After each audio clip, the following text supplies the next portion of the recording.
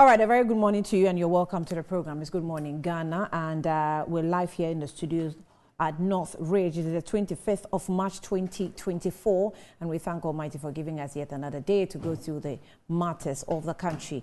Let me go through the headlines of the newspaper, starting with the Daily Graphic, and it says, President assents to Contracts Bill, Acts prohibits compound interest payable by state. Graphic UPSA signed MOU to promote business. Ghana sweeps its highest medal haul in African Games. Congratulations to Ghanaians.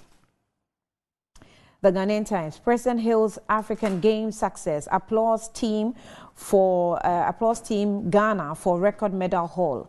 We stand ready to protect Ghana's territorial waters. Marine installations. Ghana Navy. NPP Vice Presidential Candidate race, Kojo Nsafwa-Poku leads pack. VIP to announce running mate April. NRSA launches 2024 Stay Alive Easter Road Safety Campaign. Daily Guide. Ghana records highest medal haul. Stop misleading public VRA to IPGG's Eliplim. Kwesi Ahoy sparks outrage in NDC. Will turn tour into profitable enterprise. AG spearheads Contract Criminal Justice Act changes. The New Crusading Guide. Employing over 1,000 and touching lives through CSR. Contract Amendment Act passed by Parliament. Criminal Justice Reform Bill laid. Stop misleading public VRA to IPGG's Eliplim. Get ready to take over from Mahama. Ahoy tells Nana Opoku. Elembele primaries Bonzo K whips Freddie Blay boy. Choose your running mate from Ashanti early to douse the tension. Coca appeals to Bawumia. Top right corner, Dangme Lands Administration launched. The Insight newspaper, tax amnesty na lie, economics shred Bawumia campaign decoy. Nurses and midwives to withdraw services over exorbitant license verification charges. China and the rise of the global south, a new era for collaboration for growth and prosperity with Africa. Kumasi Airport redevelopment, Sami Jemfi challenges minister, alleges misrepresentation of facts. Herald, the Herald. Napo won to me fracas leaves Ashanti Regional NPP in chaos. Bawumia Kodia others petitioned. Judge orders police to produce records of cremated Chinese illegal miners. Men who had sex with murdered lady busted. State prosecutor runs from Opuni Agongo charge sheet. Franklin Kujo shreds Attorney General into minced meat, calls him biased, dictator, etc. The Daily Statesman. New toll board primed to transform refinery. VRA cautions IPGG CEO to stop misleading public. Ogwa Traditional Council hails coastal protection efforts. NPP to name running mates next month. And it comes with a picture with the picture of Kojo Nsafwa-Poku, Mrs. Akosua Fremont Selpari, the Chief of Staff, Dr. Matthew Opoku Prempeh, Mrs. Irene Toshiado, and also Dr. Yao Osei Educhum. Be ready for presidency. Ahoy tells Nana anything can happen. Ghana grabs unprecedented medals in African Games. Bawumia, Ghana needs problem-solving leader. NPP urged to strengthen party machinery. The Daily Searchlight. Electric Power VRA has not reneged on its mandate. Esiama SHTS, final year students die after jumping over fence wall. Oh. Let's unite, deal with apathy, and victory is assured. I will be more accountable to Ghanaians because I will face the people again after 2024. Dr. Bawumia. Tanzanian energy regulators understudy NPA's operations. Anti-LGBTQ plus bill. I support President Akufo-Addo. Martin Kpebu.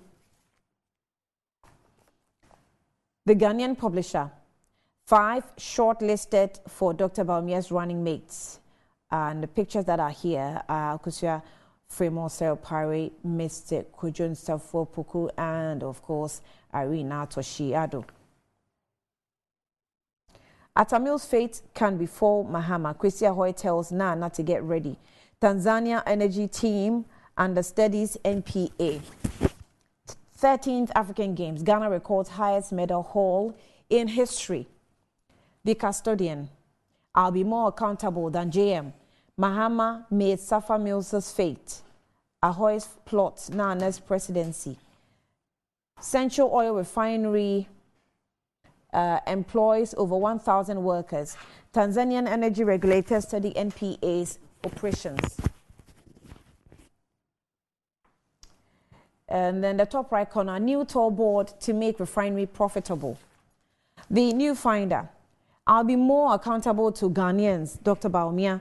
Coastal communities grateful for sea defense project. Announced running mate to kill intense lobbying. Coca. Historic medal haul. Team Ghana justifies decision to host. Yeah, interesting. Daily Post. Court orders new IMC to take over the operations of Adamus Ghana's Limited as legal wrangling drags on. Former Information Minister John Tia passes, and may his soul rest in peace. I say this with a smile because he has paid his dues, indeed. I think he's paid his dues as a former minister. Sorry, I misspoke. Kwesi Ahoy apologizes to Mahama. Professor Nana Jane and NDC. Government agency condemns Bawumia. The Economy Times. FDI declines by 139.4%, that's 139.4%, end 2023. Erratic electricity supply, PURC demands load shedding timetable. Ghana's economy valued at 841.63 billion cedis. Also on the front page of the Economy Times, and that's it for the headlines this morning. Let's take a break. We'll be back shortly.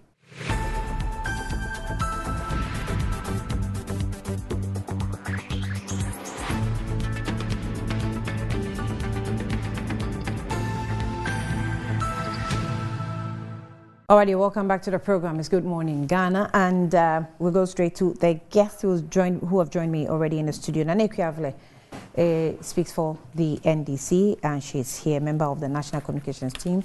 You're welcome, Nana. Good morning to you. Good morning, Nana. How are you? I'm fine. How are you two? We are struggling, but we are managing. Everybody's struggling now. I mean, the whole country is in a mess. So doctors are struggling, nurses are struggling, farmers. Naniki, I'm struggling. I guess you are struggling too. And so we are all suffering, but we are praying that in December, on the 7th of December this year, the good people of Ghana who together are suffering, and we, the NDC, we stand with the good people of Ghana, and we are hoping that when we go to the polls to elect a president, God will touch the hearts of Ghanaians for them to vote for His Excellency John Dramani Mahama, for him to come and rectify the wrongs that the NPP have caused Ghanaians. And so yes, we are suffering, but honey, God is in control. Right, so Hajiya Rabi Salifu is also the National Deputy Communications Director for the NPP, and she's also here. I like the Ramadan smile that you have on. Ghana, oh, say, yeah. You have removed my flag, and you are doing politics with it.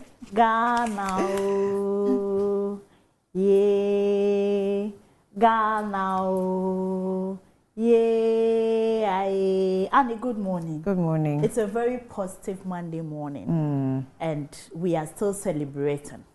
Were you at the stadium for the closing ceremony? Yes. No, not for the closing, but on some occasions. Did you watch for the it games, from home? Yes, I was there. Did at you? least, yes, from home when I Yes. wasn't at the stadium. Yes. Anytime I had a chance, I watched it from home. And the excitement. Yes. The joy. I mean, I was shocked at how, from the 68 beginning, it was medals. quite difficult to get people into the stadium. True. But, going into the games, the euphoria, True. sort of rose Even and- on the opening ceremony day, I sat and I was so heartbroken because, we were at the other side of the pitch and we're facing the popular stand, you may call it.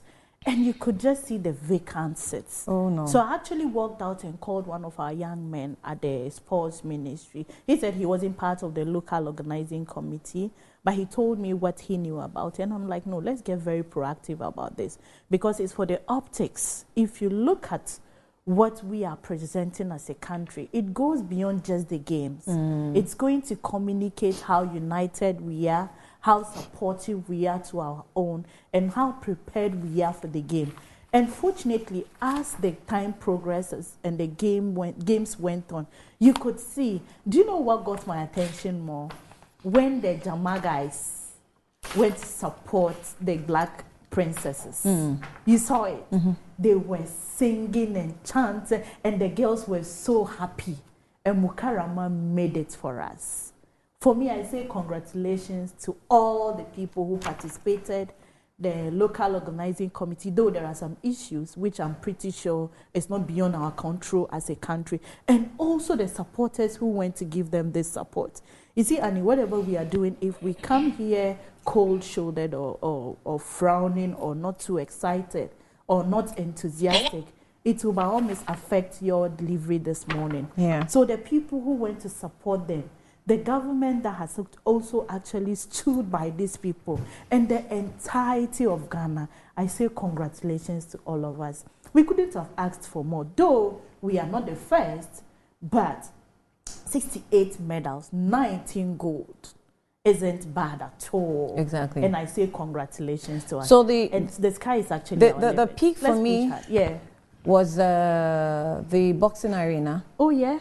the Zambian anthem that was played, and how Ghanaians took over the anthem. You didn't see the video? No, that I didn't see. Please go and Google. I'll look for it. Or look for it on Facebook. You will get it. I will look for it. I will look for it. We had, apparently I'm told we had our own lyrics Oh, to yeah. the Zambian. Oh, yeah. So I'm sure they were in shock You can always trust when they Ghana saw on us this. singing. So the All African Games, Yeah. it says that Ghana has recorded her largest medal haul in the history of the African Games at the just ended 13th edition of the event that ended in Accra. Accra 2023 marked the first time Ghana was hosting the games, hauling to a total of 68 medals, 19 gold, 29 silver, and 20 bronze, the largest in the history of the nation. This marks the nation's most successful participation since the game's inception in 1965, surpassing its previous best of 27 medals attained during the 1973 games in Lagos, Nigeria. And with the nations waiting for the success to begin the celebration, Winifred Ntumi's delivered the finest medal in weightlifting to kick off Ghana's historic haul. Now, Ghana's most popular sport, football, made history with both male and female teams winning gold and at the stake in their respective categories over 3 weeks. The other team sports, a female hockey team also took home gold in an unprecedented performance. Arm wrestling took the game by storm with 8 gold medals. The arm wrestling shocked me. Are we that strong? And I think we are the topmost, I think. We are the overall. Yes. So boxing also stepped up. So you see, our staple foods are not even for nothing. You see, we consume banku, TZ. Boxing also stepped up the stake in its place building the muscles in the history of the games with 4 medals, gold medals, where Samuel Techi, Ghana's sole Olympic medalist in Tokyo, and Joseph Kome a recent Commonwealth Games medalist, delivering yet again. One area that pulled most crowd and attention got rewarded for the resilience was athletics, with fans filling every space at every event, and athletes put up a show, claiming 3 gold medals, spectacular fashion. Ghana hosting the highest number of disciplines since the inception of the Games, finished 6th out of the 54 participating nations, marking a significant improvement from her 15th position with the 29th Rabat edition, where the team returned with 13 medals. So similarly, Accra 23 Games hosted 3 disciplines, more than a Rabat event with 26 disciplines, until the Rabat event host countries had been averaging 20 disciplines. But it tells you that we have a life and we have a future somewhere in these athletics, and we have to focus on that. But which is better? Is it government financing and supporting you that's better, or just be on your own? Because most of these athletes, they work on their own. From school, they have their own managers, no sponsorship from government, nothing, but they are doing amazing. So is this sponsorship that will help? Or we should just leave them to their fate? Can I provide you with information? What information? I listened to the Minister for Youth and Sport, Honorable Mustafa Yusuf, speak on this particular issue you just mentioned. He said, and I quote, that he is very grateful to President Nana Addo Dankwa Akufo-Addo for giving them the maximum support. Where maximum to support their athletes in their preparatory stage, and not holding it there. Hold on. You don't want me to go into the issues that came up in this case. Let's just celebrate in peace and pass. I honestly want you to come. There is always 2 ways to a story. No, I want you to come. It is not this one. Hold on. This one is not a 2-way. We can come and talk about this. Hold on. These ones are facts that were gathered when the show started, at the inception of the show, and I'm telling you, there was a lot of let's celebrate in peace, in preparation. Look, there has been support in grooming, preparing them. Look, they never had to face their own exercises and trainings by themselves. I'm telling you on authority, and I know what I'm saying. And we can come back and talk about this. You are factually incorrect. They were supported, Annie. You are factually. I am so sure about what I'm telling you. No, you are not sure. I am 100% Rabi, I'm telling you, you are not sure. And I am 100% telling you from where I said that they were supported. Did you see? To train. Did you see? They themselves said. Did you see the athletes who started complaining, and the minister had to come public to say that an isolated case. If there was an issue, if you had an issue, you should have come to the ministry. Always, yes, because his case probably would have been an isolation. If you say that. They were supported in their training process. Rabi, you use the word maximum. They were supported. Do you know what maximum support means? Yes, maximum is adequate. Very adequate. So you are saying that? Yes, you see, the concern raised by the young man probably was just an isolation. And you know, there is always an exception in every rule. It was not just one person that complained. But that doesn't say they weren't supported at all, Annie. That's what I'm telling you.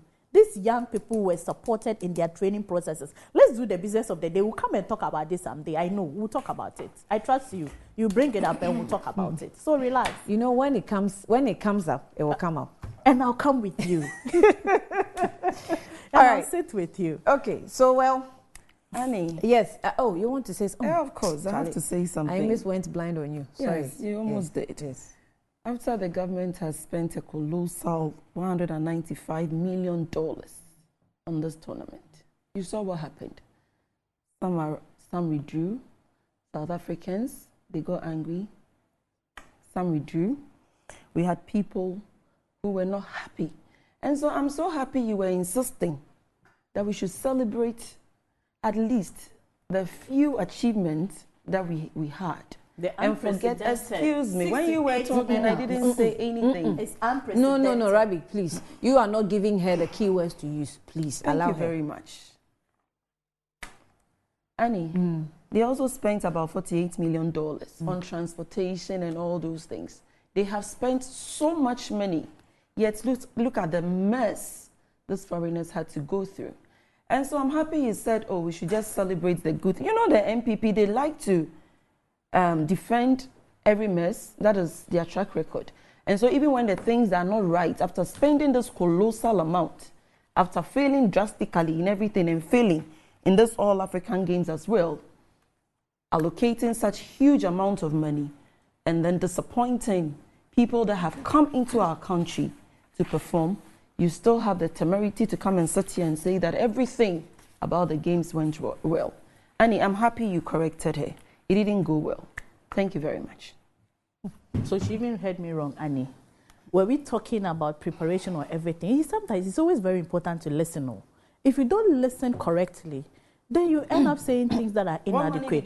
No, but please hold on. I was told not to do this. And tell her as you did to me. Please tell her the way you spoke to, the way you do that. Do same to her. But I didn't give you the chance to even speak. Do. No, I didn't give you a chance to rebut. But she just landed. No, she just I didn't give you a chance to rebut. Okay, so give me the chance to rebut, then I'll rebut. I have a rebuttal, Annie. She doesn't have a rebuttal. How much money thank you, Annie. Thank you, Annie, for giving me the opportunity to rebut. What I am saying is that it's always very prudent. Please tell her. Just do do it to her. Have you heard her? When she said I kept quiet, so keep quiet. What I am saying is that she should always learn to listen. It's very important. Communication is very important to listen.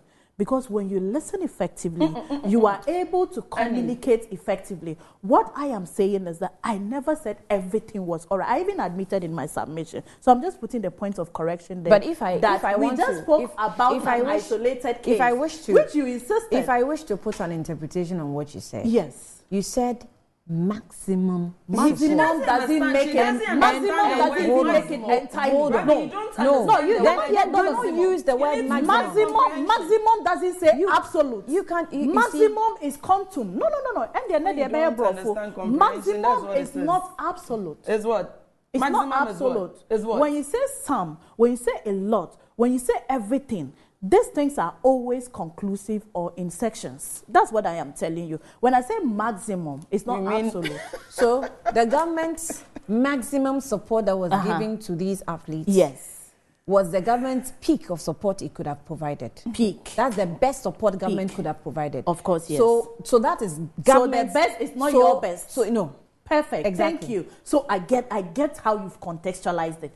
The best, I think, is not your best. And that one, I can never contest it. Because the reality is that what means good to you is probably what doesn't mean good to you. So I guess we have different standards. Maybe your standard and my standard aren't the same. Okay. So it doesn't still bring Nana Akua's position in our conversation. I'm with you on the same page. And she's lost. And she shouldn't force herself on the page we are at this point. That's what I'm just saying. Let me rebut. You see, when you don't have much to say, you try to attack your opponent's personality. No, listen. This is a serious platform. Let me say this. This is a very serious platform. And when we come here, we are supposed to speak. I didn't say hello, comport yourself. I didn't say everything. Annie, give me 5 minutes. Everything. No, she shouldn't. I won't wait to be distorted. No, I won't wait to be distorted. That is the essence. But she hasn't spoken. That is the essence of providing information. So allow her. She distorted what I said, and I need to get that right. That should be corrected before she progresses. Go ahead. Yes. Annie, this is a big platform. When we come here, we speak to issues.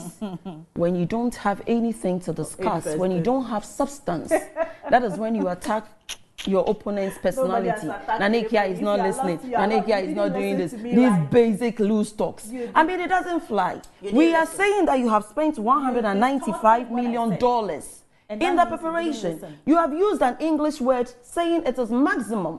When you say something is maximum, you can't tell me it is not what you are saying. You are saying it's maximum.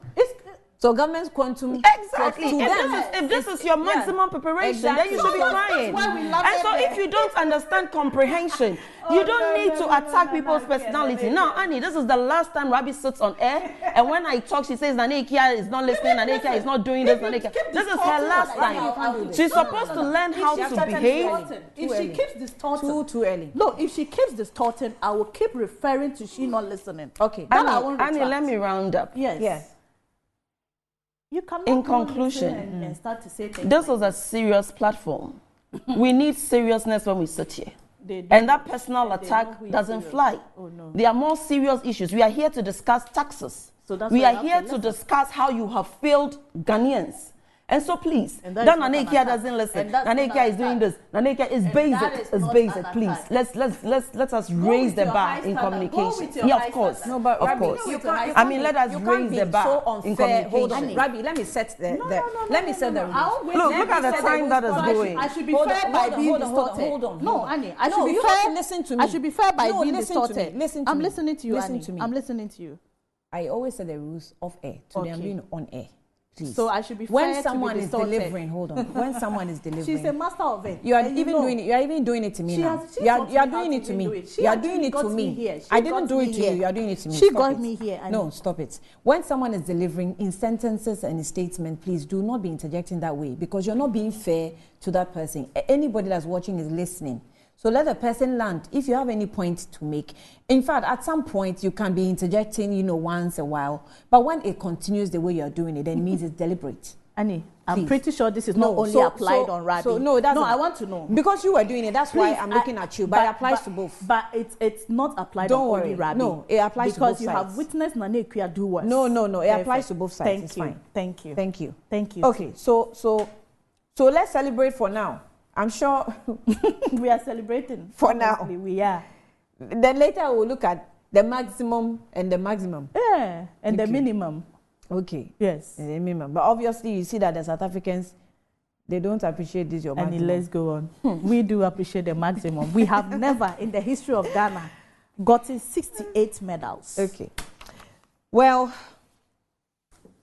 let's get into the maximum support for Go on, Annie. the economy. Annie, go on. Yes, I'm going I'm on. enjoying you. I feel you. Go The on. maximum support for the economy, yeah?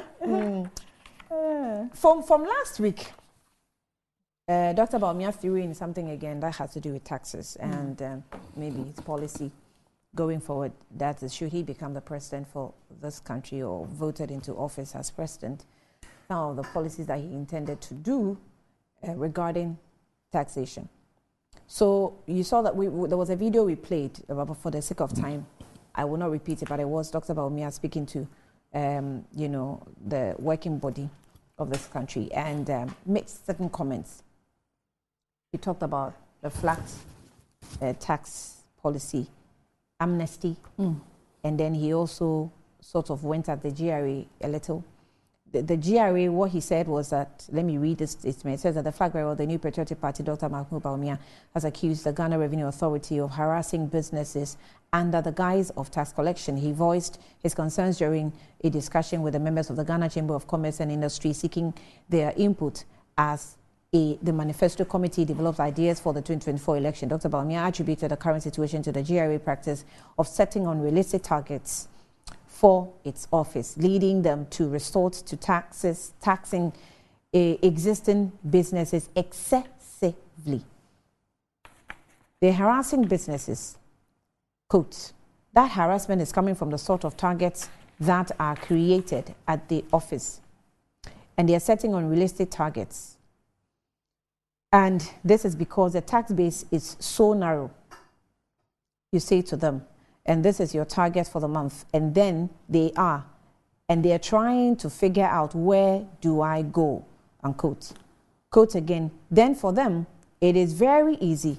You go back to where you had it the last time.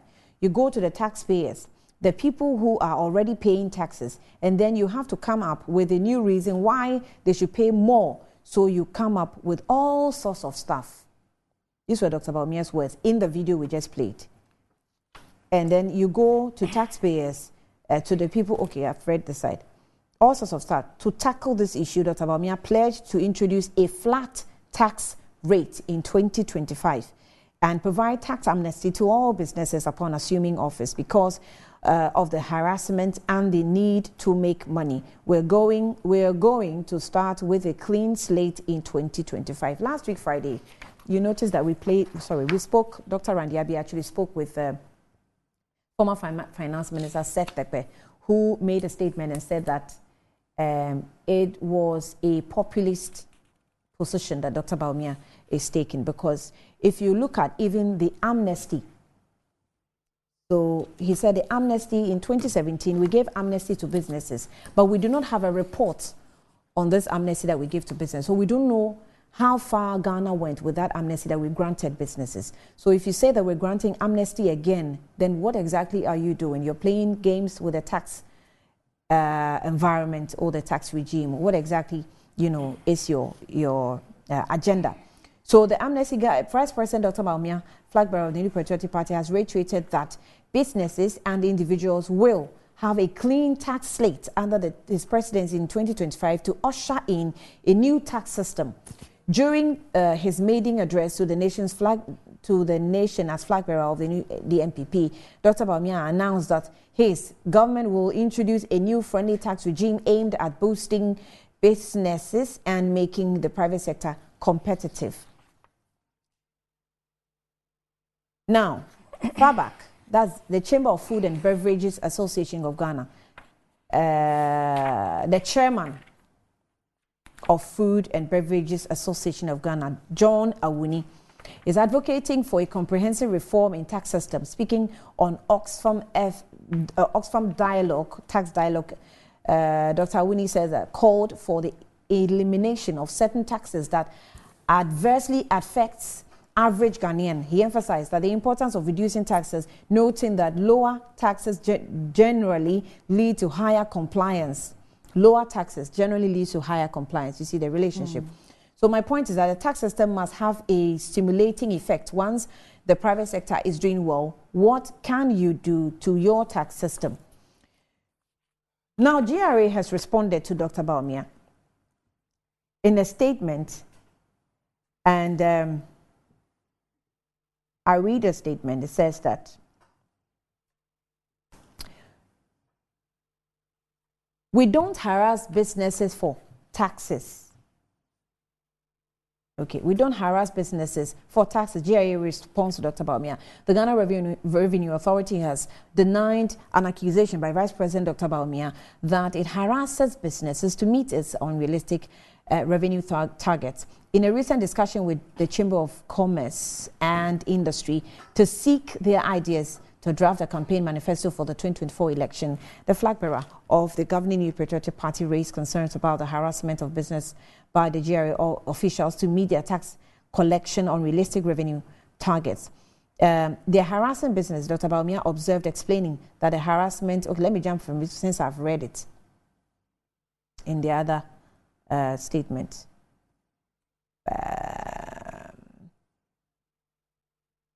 Okay, so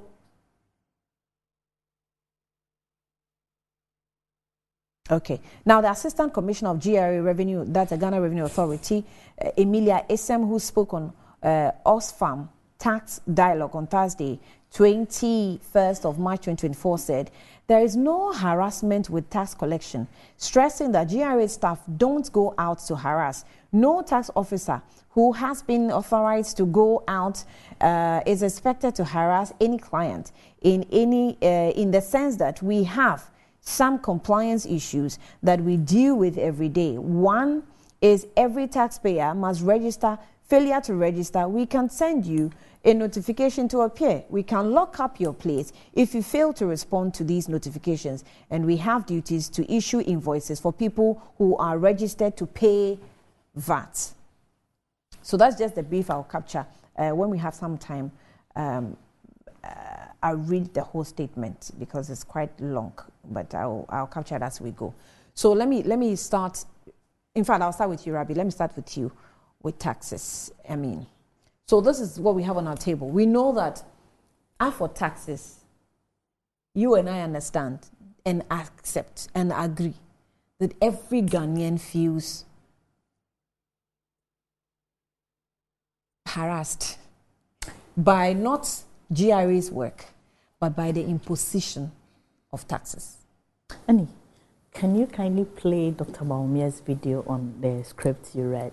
Okay, I'll play it, but you start. Yes. Why do you want me to play it? I want us to speak. It will take part of your time. It doesn't matter. Okay. If you play it, it will push. Okay. So let me let my producer. So the second bit of Dr. Bawumia's I will start comments. whilst they look for the video. Okay, I'll they start. have it. So either they play for me to start, or I'll start whilst they look. Okay, you start. Good. You start, then they will So play. So you can get us the second part of Dr. Bawumia's comments. That is on the yeah, sure. Thank you, Annie. You see, we started on a very joyful note, and we are continuing on a very joyful note as well. And then I want to say to my people, Kola Fiamu, that's from Mabehe. Tia kanane tete yele, the tumani nyeshele. Munzo mwe aikimu na labaran gwamnatin mu ko na ci gaban kasa gaba daya. Annie, Dr. Mahmoud Bawumia means well and will forever mean well. When you look at tax amnesty, I normally would look at the whole issue on several fronts, especially the kind of relief that it normally brings, the kind of smile that I have seen on the faces of our business owners for what he is saying. Because when you look at the whole thing, you certainly will know there is light at the end of the tunnel. Someone may ask, what is even tax amnesty? The pardoning of tax obligations by government for either remorseful taxpayers or tax defaulters is something that we look at tax amnesty. The forgiveness in it is what brings the joy in the faces of our business owners. This comes to either ease off the burden from people who have defaulted or waiving of interest or penalty. In some cases, it's within a given period. And in most cases, it's to say, look, even your penalties and all that, we are taking off, just start on a clean sheet. Now, what does it do to the business owner? Annie, there is something we call voluntary declaration. We have people who would certainly come up and say, look, as a result of what I have heard from Dr. Mahmoud Bawumia, I am coming up to say, I am owing this, but knowing certainly or factually that I wouldn't be taken out or there wouldn't be any criminal implication or there wouldn't be any harassment like you will call it, I would come and declare this and then work to pay it. And what will it do to the country? It by all means would increase our revenue, especially local or domestic revenue mobilization base. It will as well stimulate the economy because if businesses are doing well, if businesses are running smoothly and paying their taxes, the country will gain, the business owners would also do it wholeheartedly, and they will still be in very good shape in terms of business. I find it very prudent to have this beautiful idea coming from His Excellency, the Vice President, and the President-to-be. So it brings hope. With the tax amnesty. Of course, yes. Yes, but I raised a question. I raised a question that Setepe also asked, that in 2017, we had tax amnesty. What's the report on that tax amnesty? Yes, for the reports, if he is saying he hasn't seen any report and he's raising concern, I think that's the essence of governance, to always seek accountability. It would be very beautiful to have a report on that. Granted, there isn't any report. I think it will be very useful moving forward with this current announcement that this is a gentle reminder. That I'm just even saying it, granted that is the case. It means that we need to always take serious what we call reporting or feedbacking to Ghanaians. And even with that, Annie, as we always come here, it's not everything that you would have not sliding in your eyes and your face as you prepare to come here.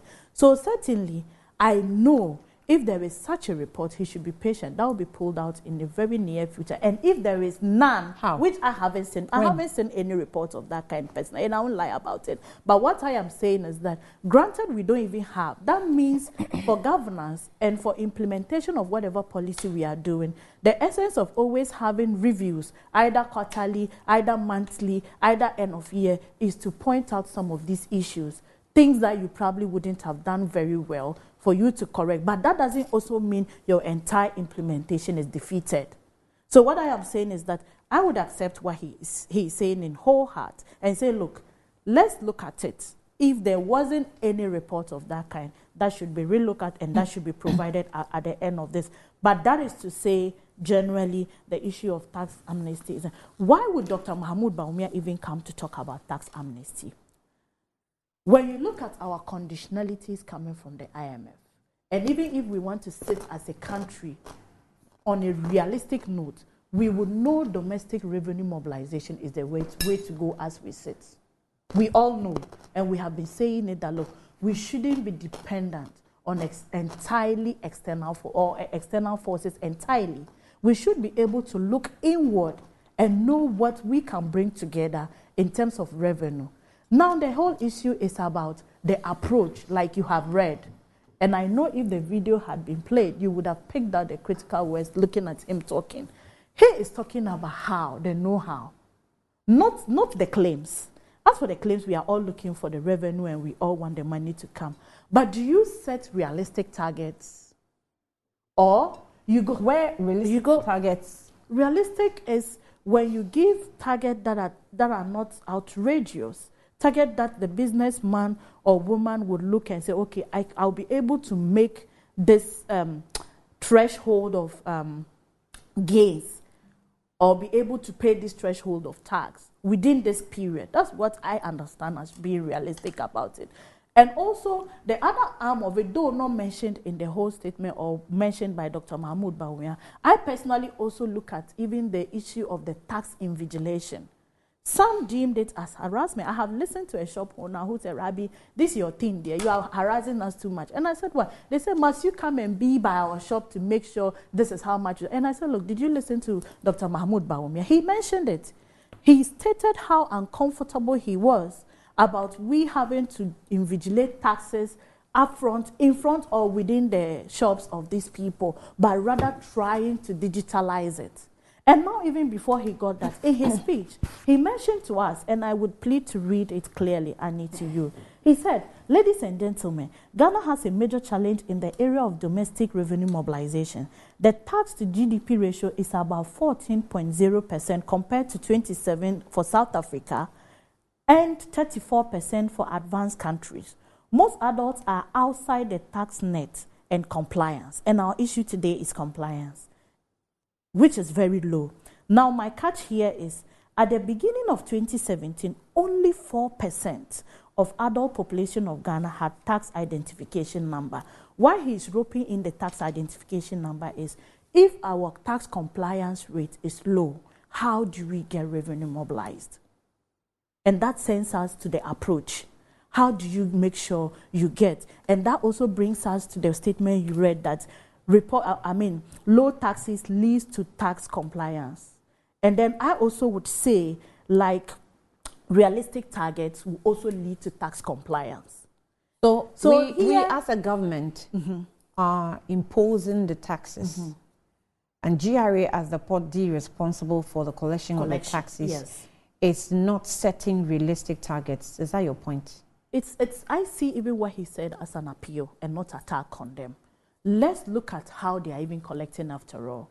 Okay. What kind of targets are being given to the businesses? Okay, hold on. Let me play the video. Thank you. Let me play the video. If it's ready, can we have it? The third that my good friend Sadat, Honorable Sadat, raised is a passion of mine. So I'm very happy you raised that point to give me an opportunity to come, which is taxes.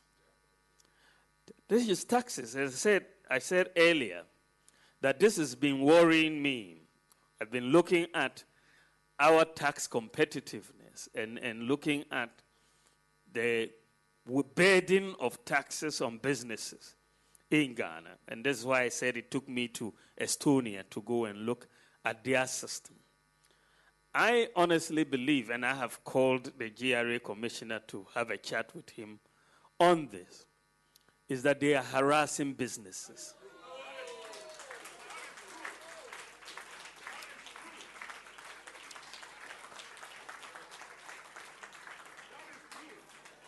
And that harassment is coming from the sort of targets they are setting their offices. They are setting them unrealistic targets. So you say, and this is because the tax base is so narrow. So you say to them, this is your target for this month. They are trying to figure out, where do I go? Then, for them, it's very easy. You go back to where you got it the last time. Isn't it? You go to the taxpayers, the people who are already paying taxes. And then you have to come up with a new reason why they should pay more. So you come up with all sorts of stuff. I mean, they themselves sometimes, frankly, don't understand the tax code.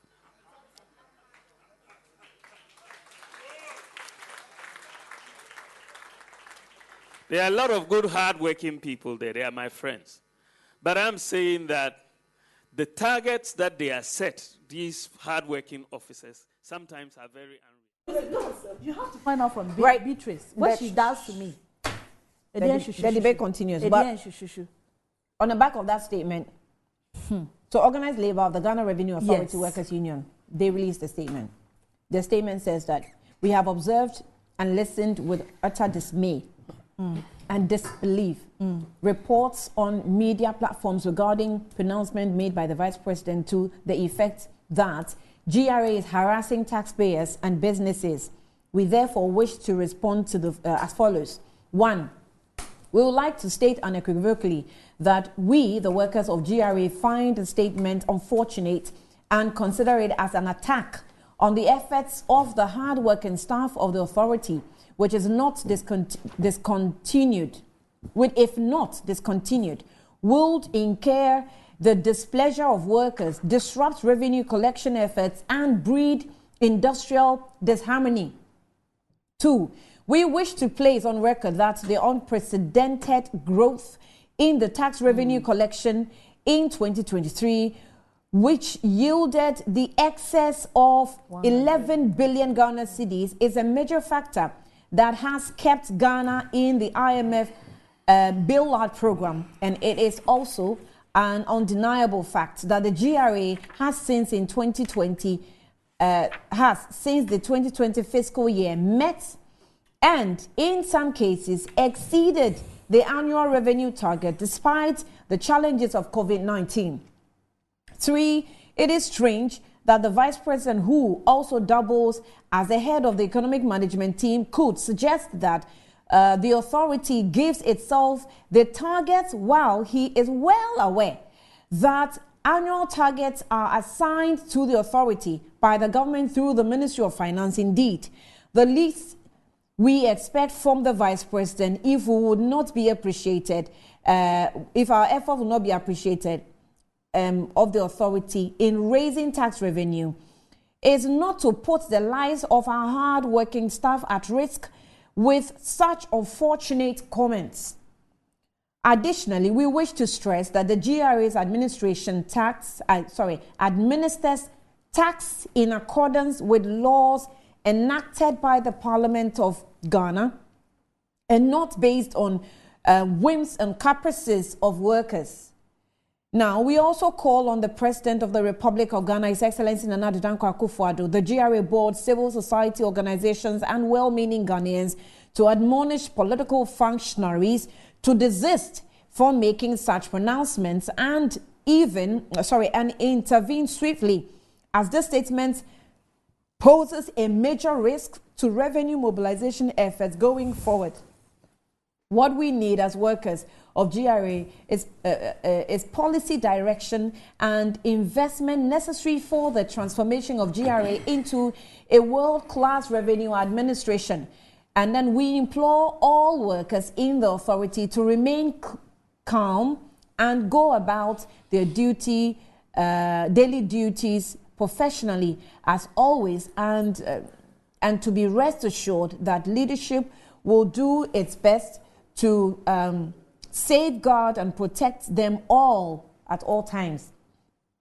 Finally, we call on the persons who file their personal and corporate annual taxes or income tax returns of 2023 year of assessment, as well as pay their taxes faithfully via our online platform. And the online platform has been given: www.taxpayersportal.com and www.ghana.gov.gh.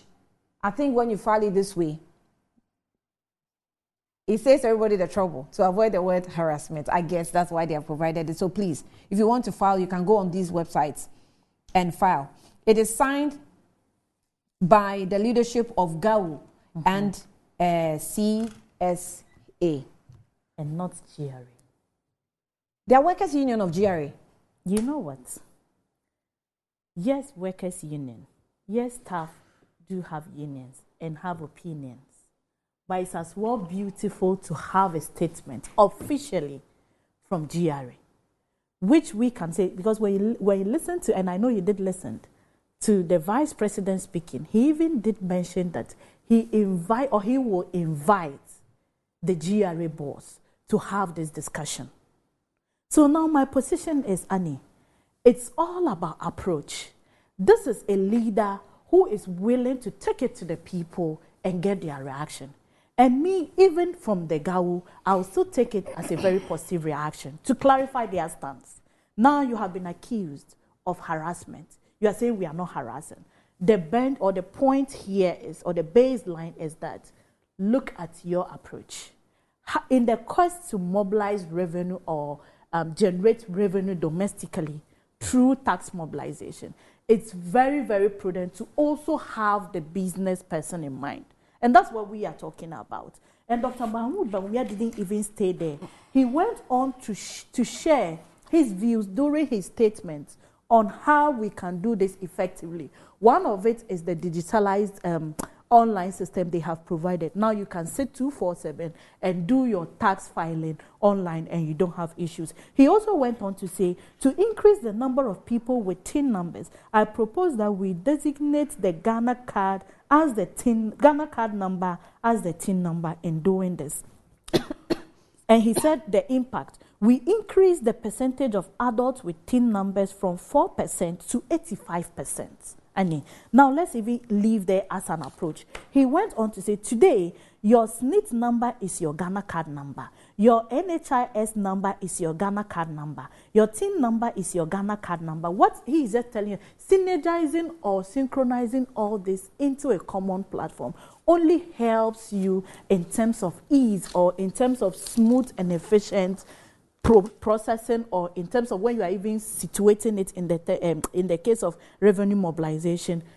It will give you that smooth and ease process of mobilizing the resources we want. So generally, I think, look, what they have responded to has to do with they minding their approach. And before we even came on, I was talking about the tax invigilation. As for harassment, if you set unrealistic targets, it's harassment. What? If we go physically present... Are the taxes we're paying realistic?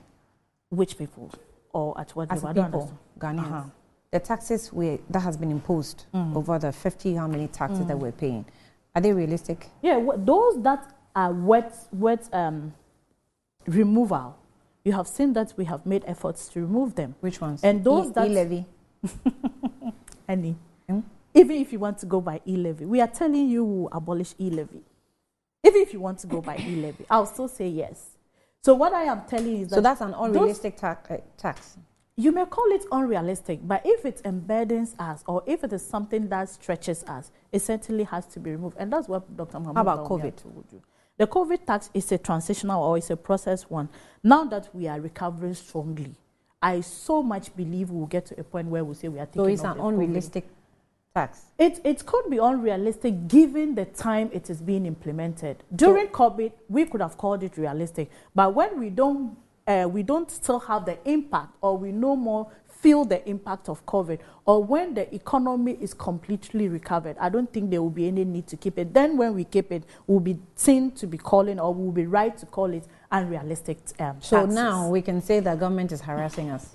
Why? Because you think COVID, we don't have the effect again. Because we've been able to define some of the taxes as unrealistic. Okay, so that is worth revision, and that is worth looking at. That I won't contest at all. Okay. So what I am saying is that let's go on. Those that are now voluntarily declaring how much they are owing in terms of tax, I say kudos to you. And the revenue mobilizers too should be more proactive. We should use the online system. We should have dialogue with the taxpayers as well. I have seen it in the past to just But be you like see, a Dr. Bamia made a one-sided- statement. Yes. He says that you're going back to businesses that already had paid certain taxes, and then you go to them again and you say that they have to pay these taxes. And isn't that just utterly unfair on GRA for you knowing that the tax base is narrow, yet you impose unending taxes, and the GRA has that responsibility legally to collect if the tax base is so large, and this is what is available to the GRA. What choice has the GRA? But it doesn't affect their approach to collection. What is the approach? What approach Harassment. They shouldn't harass the taxpayer. How did they harass? He just mentioned it. How? One of the indicators is the kind of target you set to the person. What is it the should target? be realistic. So- You see, if we are saying it's unrealistic, like you were referring to the number of taxes, that's nobody should context you. Because if you are unburdened, if you feel unrelieved, it is true to raise the concern, and it is government's responsibility to go and look at it. And that I will always say everywhere that, look, if it is too much, it is worth a review. You see, if Dr. Bamia hadn't gone on to explain, it would have been easy to put a spin on it and say, well, but of course, the people are not, what's the point? He had gone on to explain, and he said, tax base is narrow. He didn't say that the way of the collection, or the way we are collecting, how you pounce on businesses. He didn't explain it that way. But what do you think he meant by harassment? Hold on. His explanation is going back to the same person that you have collected from. You Is want that to what he collect said? again. And is that what he said? I read it. I quoted it, and I Okay. even played it. He said it. Okay. So you go to a business, you collect. You go to that business again, you collect. Be realistic, set realistic targets. He didn't say that you go and slap businesses. No, nobody slaps anybody around. People are evading, failing to pay, failing to honor their tax obligations. So when the GRA comes to you, you will see it as harassment. It's not harassment. Pay, you haven't paid within a certain period, right? So if he explains that it's the tax base that's narrow and that's what's limiting us to certain realistic targets, is that my fault? But you just mentioned e-levy. And in terms of getting it narrow, in terms of reducing the burden, he mentioned it categorically that he is going to abolish some, including the e-levy. But that doesn't like solve, we just no, said, but that doesn't solve the problem of narrow tax base. Removing e-levy is not the solution to widening your tax net. No. Look, Annie, what I am saying and what has brought us at this point is clearly an issue of approach. That is how much I understand it. Approach towards the collection harassment. The harassment he is talking about here. If you do go to say provide ABC within this timeline, and the business person can't figure that out, and the business person is not even making process that is up to what you are saying. That is what he is talking about. And that is the position I am supporting. So I think, like where you came in, the way forward is about the GRA having a dialogue with either the leadership or all stakeholders to see how best they can all come on a point of convergence to say, look, this is how best we can help each other.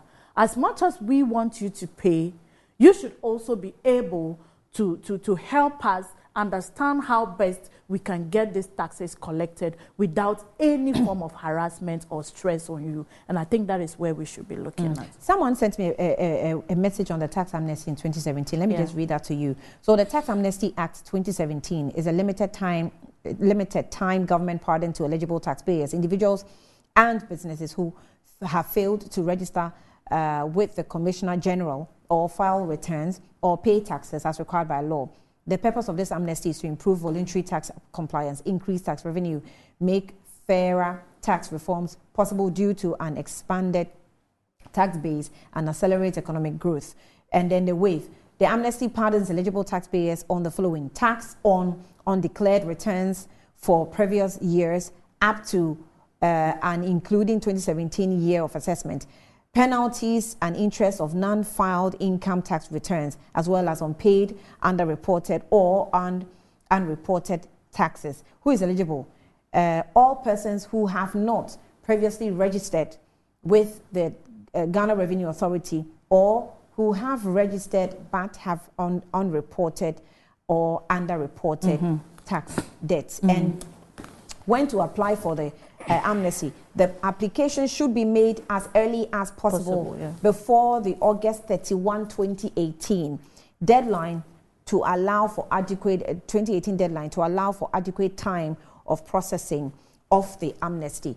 Now, what other analysts are complaining about is, after the processing, what's the report? What was the outcome? Was it successful? Let us know how far it went. Was it able to widen the tax net so that we know that this is useful? Then we can apply it another time. So you are not just telling us and then you go and do it again when we don't know what happened to the earlier one that was implemented. So that's just an explanation for those who are sending me messages asking questions. Nana? Annie, good people of Ghana, I bring you greetings again from His Excellency John Dramani Mahama and our incoming Vice President. Like I always say, what is happening in this country is so sad and it's so pathetic. Ghana, my happy home, land of rich resources, land of mighty talents. In this country, we have mighty talents.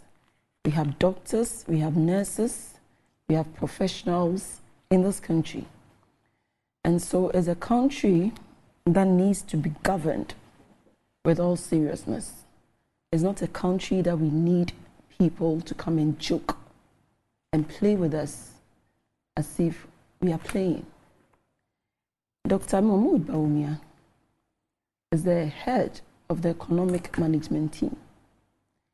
GRA targets are set from the Ministry of Finance.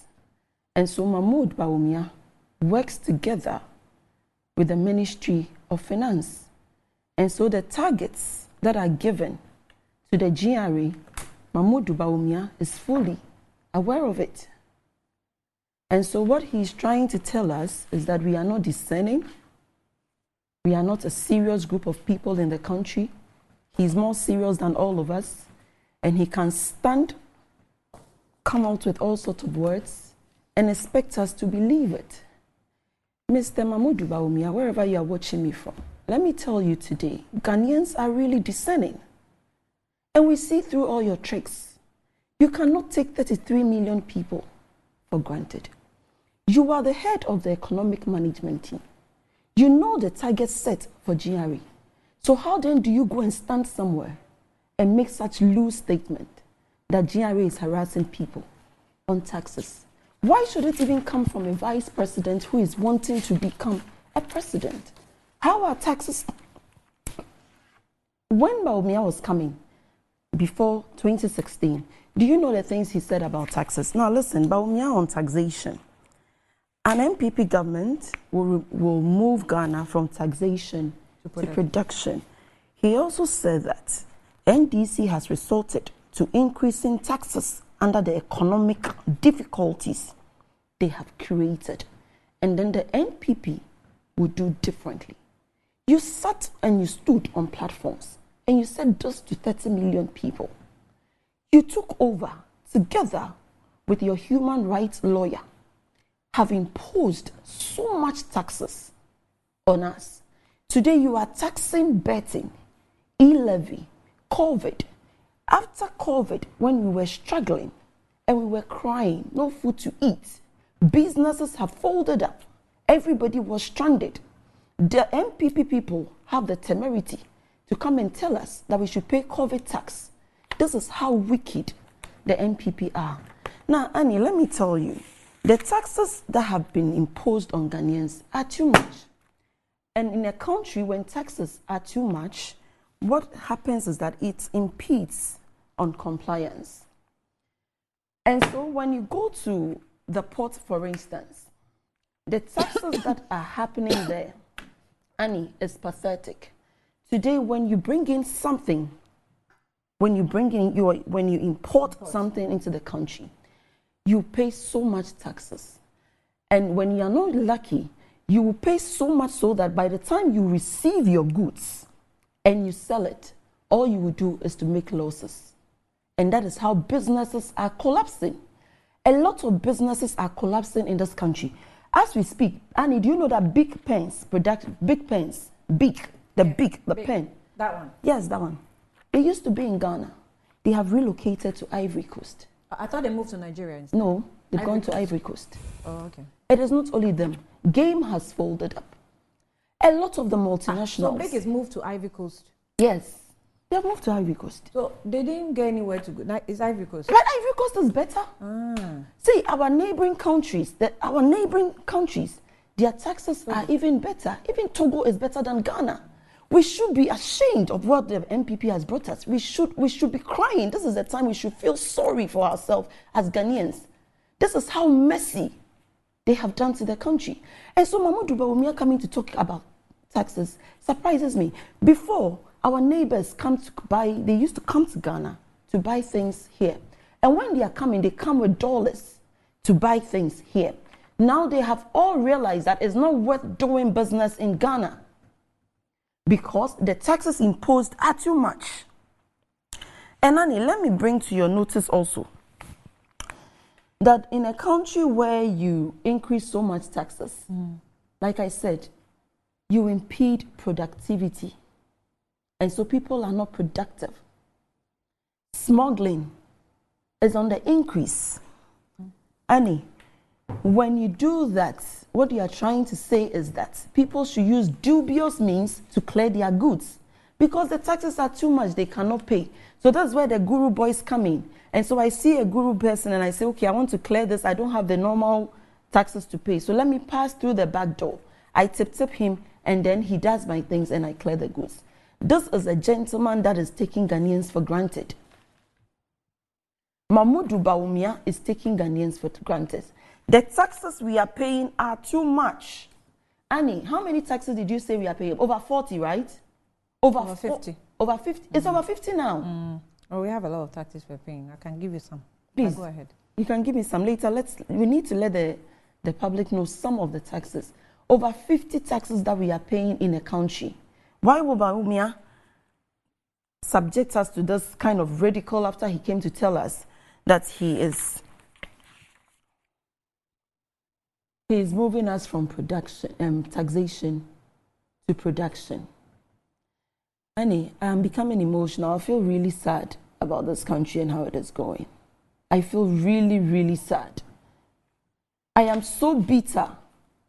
And I wonder why people are not standing up to come and tell us that what we are going through is not right. Mamadou Bawumia has managed to get these GRA people to come and respond to him. This is how low he has become. He's just brought himself so low because wherever he stands, he just says things that are not supposed to be told and says things that are not true. He says things that are not correct. And so GRA has written, and that's their letter, and I'm happy they responded to him. They have told him not to interfere in their business. He should mind his own business. If they were not collecting revenue, what money is he using to do his campaign? Doesn't he know that he's using taxpayers' money? The taxes that we are collecting, that's the same taxes that fuels his vehicle. The taxes being collected, that's the same taxes that he's being paid with. How is he making money? How is he financing his campaign? How is he going all around the country trying to campaign? How is he doing that? It's from the taxes.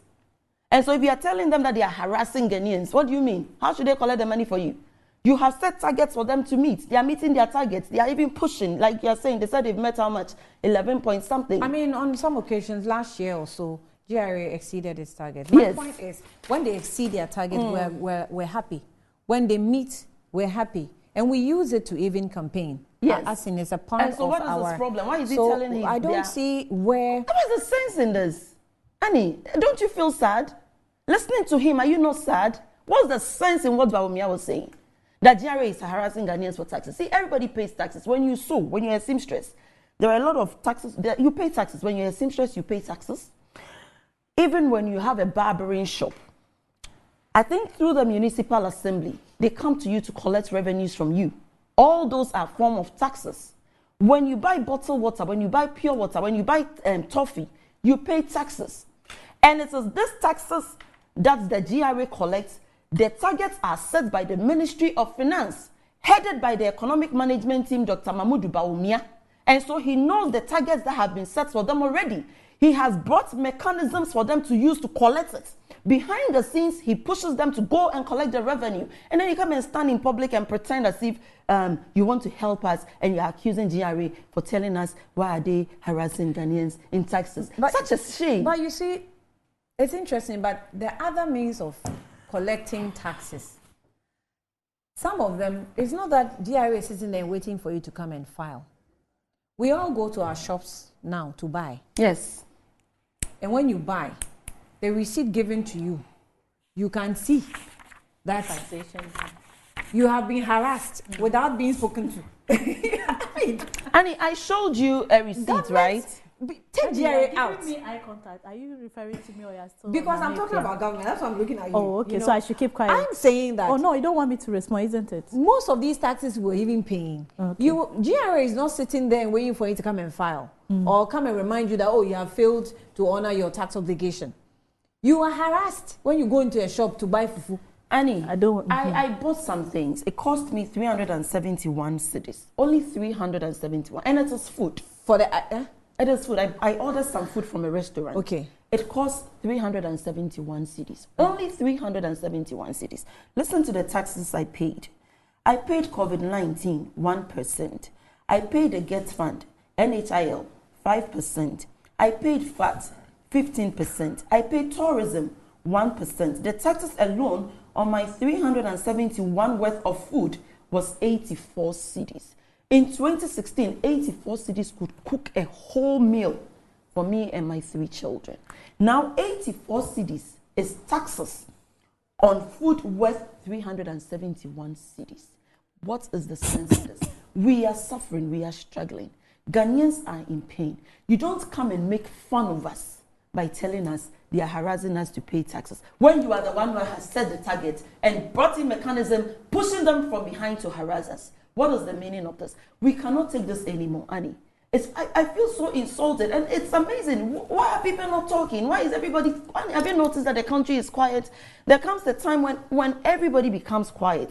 It means they have hit the end, and they are just saying, okay, so let's watch him. This is the gentleman that goes about saying all sorts of things anyhow, any day, anytime. Let's just keep quiet and watch him, hoping that 2024, he will be voted out of power. Now, the tax amnesty they are talking about, I stand to be corrected. What I understood, you know, when you are supposed to file your taxes at a particular time, let's say June, July, August, and within that time, you are not able to file it, and then you go and file at a different time, there is a penalty for default. And so I was thinking that the penalty for the default is where he's saying that he's granting amnesty to, so that you don't pay that penalty, but the taxes you have to pay. That is my understanding, except Of if what it's not doctor correct. said. Yes, of what doctor said. Except if I'm wrong, somebody can correct me. But if that is the case, if you are saying that I'll give you amnesty on the penalties and not the real taxes. He didn't mention penalties. I am telling you. He said wasn't amnesty. specific. It was, yes. There wasn't There was no specific. It's explanation. tax amnesty. He said tax amnesty. I am amnesty saying is to tax you amnesty. that what Bawumia should come and explain it further. You cannot just say tax amnesty and walk away and go. We need further explanation. His tax amnesty, is it on the penalties? For instance, when I'm running a business, I'm supposed to file my returns January, February, March. Because have as not I done read so. the 2017 one, you saw how it was defined. It's either you are failed to file or you're under file. Okay, so and you his are granted amnesty is on what? amnesty. That I don't know. So The he next should come one and he tell wants to. us. Okay, I cannot. When they explain. were coming 2015, they had specifics to everything. Now when it's their time to give us specifics to things, they will just come and blow it anyhow and then walk away. He should come and tell us. And that amnesty you spoke about, where is the reports? Like you asked Rabbi, why haven't they given us reports? This government doesn't want to be held accountable for anything. They don't give reports on anything. As a government, you are supposed to report to the people that gave you the mandate to lead us. You don't just come and say things loosely and walk off. Now, Bawumia should let us understand what his amnesty is all about. He should come and give us vivid details. And he cannot lie to Ghanaians about taxes again. He told us that the money is here and that we can manage our own affairs with the revenues that we are making as a country. We don't need to go and borrow.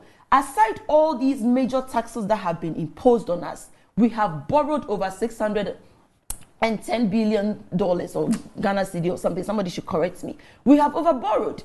So they have collected all these taxes they are collecting, borrowed a lot of money, mismanaged all the revenues that has come into their possession, and now coming to sit and make fun of us. Our mineral royalties, do you know how much money we make out of mineral royalties? Do you know that as a worker, Annie, your salary is taxed? Are you aware? When you are paid salary, they deduct some tax from it. Yeah. After you have deducted your salary tax from it, that is when you go into the shops, anything you buy also, there are taxes. When you put your salary on your phone and you have to send some to your mother, to your auntie who is in the village and struggling, that is where they charge you the e-levy. Your salary has been taxed. Everything you are buying is taxed. You are sending money to your mother in the village who is struggling. You are taxed. Everywhere is full of taxes. Taxes, taxes, taxes everywhere. This is not the time we need him to come and make fun of us to tell us GRA is harassing us. He is the cause of the harassment. He shouldn't come and tell us what he's saying. Right. Let me take a breather. Why you want to make some responses? I'll have my time. I'll take a break. When I come back, you have 1 minute each. How? Yes, Okay. just 1 minute. No issues, no issues. I don't have issue with that. So we should go and come. I can do if you want me to do before we go. Okay, you let me go and come. I'll be back shortly. Shortly.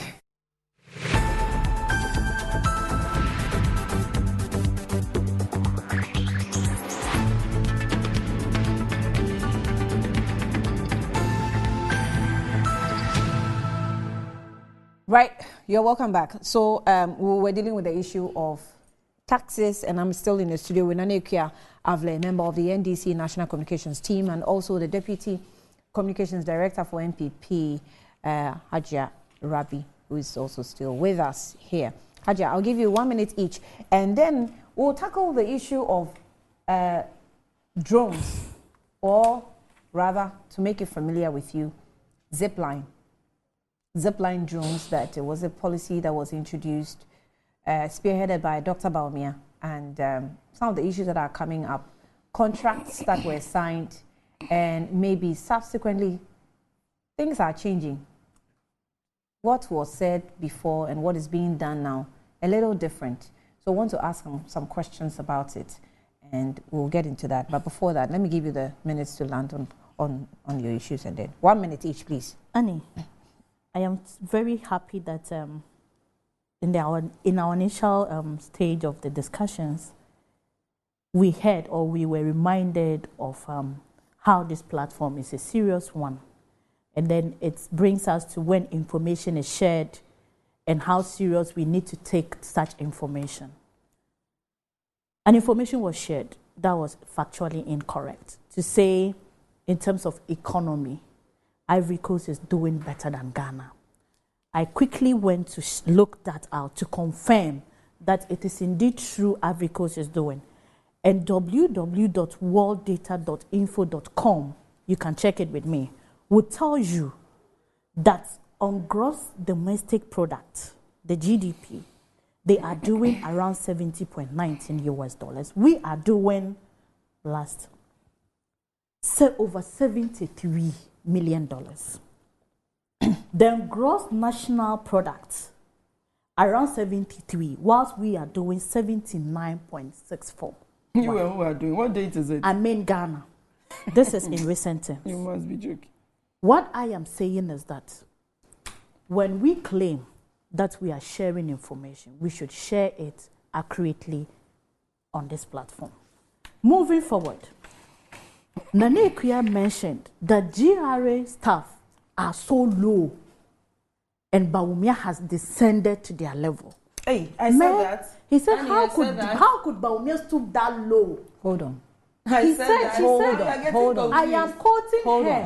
Hold on. How could he stoop that low? No. To get GRA staff Rabi, talking about him. Hold on. She never.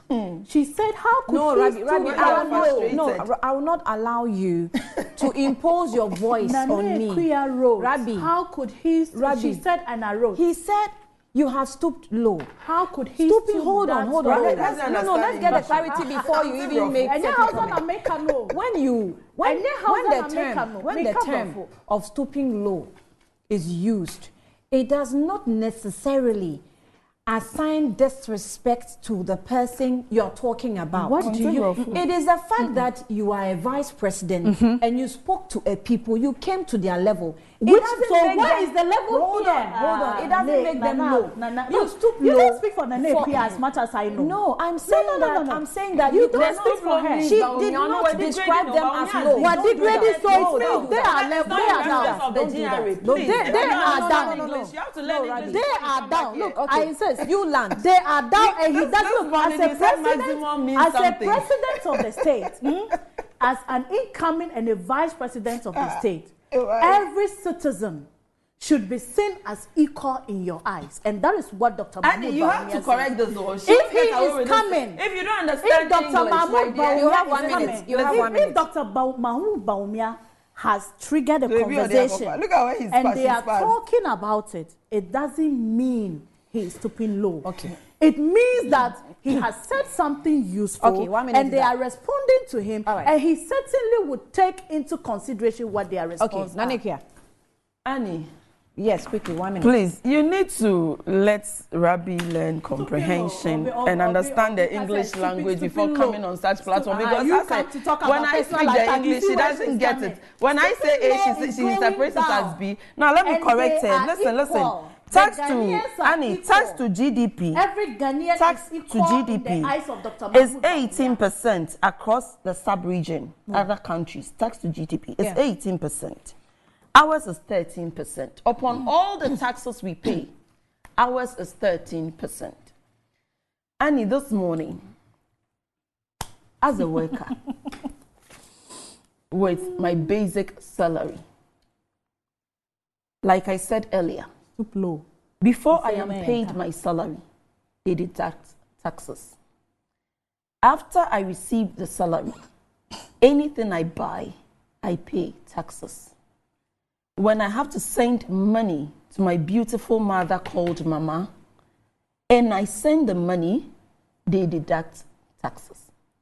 Before, when I come here, I'll get some coffee to drink. Today, my cup is empty. In fact, it's not even sitting. It's actually upside down. Where is my coffee? Annie, I am sure because of things. I couldn't buy me. No, you couldn't buy me. Look. You couldn't buy the things for me to drink. Wow. Annie, but tell wow. me the truth. But the cup sometimes when you come is upside Wow. down. Yeah, until you no, request. but it is because things are expensive. The Milo sachet, 2016, I think it was 1 CD. Today it is 5 CDs or 6 CDs. Those small Milo sachets, it's 5 CDs. How many can you buy to serve your guest every day on regular basis? This is how abysmal these people are. I mean, this we'll is struggle how- to buy. We but will we'll struggle give to you, buy. But we'll give you. The Annie, small you ask, they will give you. I know you'll give me, but I'm saying you will struggle to buy. It is too expensive. And I am so sad. Like I'm telling you. Because we are live on air, I don't want to break down, but I'm crying within me. Annie, the taxes are double taxations. They are not putting any thinking into the taxing. They are just getting up and taxing everything, which is absolutely wrong. And that is what I'm saying. See, for a country to thrive, for a country to do well, it is not about bringing 10 billion taxes. It is not about bringing 10,000 taxes and imposing it on the citizens. That will not make you do well. For a country to do well, you have to be able to utilize your revenue. You must be able to allocate your revenues into the various sectors. You have to be able to make sure that the money you are receiving, even if it's that little, is used to profitable use and not spending. They are squandering the money, spending it left and right and center, pushing us into severe hardship and have the temerity to insult us too on top. This is how wicked this MPP government is. So Betway Cash Out says, Yesoko, Betway Cash Out has got way better with enhanced early, partial, and auto cash out features. Lets you cash your Betway out early and cash out a portion of your ongoing bets or events and set your bets to cash out automatically. This is to give you way more control over every thrilling bet you place. Sign up today at betway.com. Terms and conditions are applied and regulated by the Gaming Commission of Ghana, not for persons under 18. So please stay away if you actually have not turned 18. Now, Blue Jeans energy drink also has been on the market for over 20 years. We already know what it does for the body. It contains vitamins and nutrients like vitamin B2, B3, B6, B12, as well as taurine and guarana, which are also known to boost your strength and energy, as well as promote a high performance and endurance. Blue Jeans energy drink has been tested and tried. Is indeed the best and is in all shops nationwide. Bulk purchase, contact Cash and Carry Limited on 0208-128-190 or 055-001-000. That's for Blue Jeans energy drink. Please don't miss it. Now, also rush to treat your illness at Amin Scientific for quick recovery, inshallah. It says that Amin has advanced diagnostics devices, including MRA, that can detect and treat your illness. Amin is a good medical professional. It has good medical professionals that show empathy and care for your health. Amin Scientific also has efficacious herbal medicines to treat your illness. Amin Scientific has nice and comfortable wards for admission of patients. Join the testimonies as other patients have done, as Amin Scientific is rated as the best herbal hospital in Africa by the Black History Owners of America and the China-Ghana Chamber of Commerce. And I personally can attest to it. Amin Scientific have fantastic doctors who are very, very lively with patients, and they will give you the treatments that you need. 0200-722-9505 or 0245-275254 and 0244227192. And that is for Amin Scientific. If you want to call them, they are across the country. You want to contact them and see what best that they can do for you. Now, let me go on to Zoom, okay? Let me go on to Zoom and speak with the ranking member on the Health Committee, Honorable Minta Akando, Kwabena Minta Akando. He's Member of Parliament for Dwaboso constituency. Some of the issues, some of you have sent me messages. Please, I've seen it. I'll try and capture them. I've seen a message from Nilante Van der Poel, Honorable Member of Parliament. He says that, well, Dr. Bawumia proposed to build more toll booths for revenues, but sat there and got the toll booths closed down. He condemned and introduced the e-levy, sat there and allowed it to be forced on Ghanaians. He shouted from taxation to production, but supervised the outrageous introduction of 27 new taxes. And then we also, when a thief kisses you, you must begin to look for, count your teeth, you say. Someone who has been vice president for 7 years, head of management, economy management team, telling us that the tax base is too narrow. GRA is setting unrealistic targets. What has he done to all the in all these years about these things as the head of EMT, and that he and government set revenue targets for the GRA? Well, so on the drones or zipline drones that we have attending to our medicals in the country, we've had agreement with Zipline. And, you know, from the beginning, we were told that government was not putting money into the operations of Zipline. But subsequently, we're seeing something different, where it is coming out that government has allocated 70 million Ghana cedis from the NHI funds, or a formula budgets presented to Parliament to pay Zipline. Honorable Minta Akando has joined us via Zoom. Has he? Okay. Honorable, good morning to you. And thank you for joining us. I know you're not in the country, but thank you for your time. You're welcome to the program. Good morning. So I have, I have a copy of about 56 pages of the Hansard of Parliament, capturing the debates of the Zipline, conversation on the floor. What exactly is the issue? Okay, thank you very much, and let me say good morning to your viewers.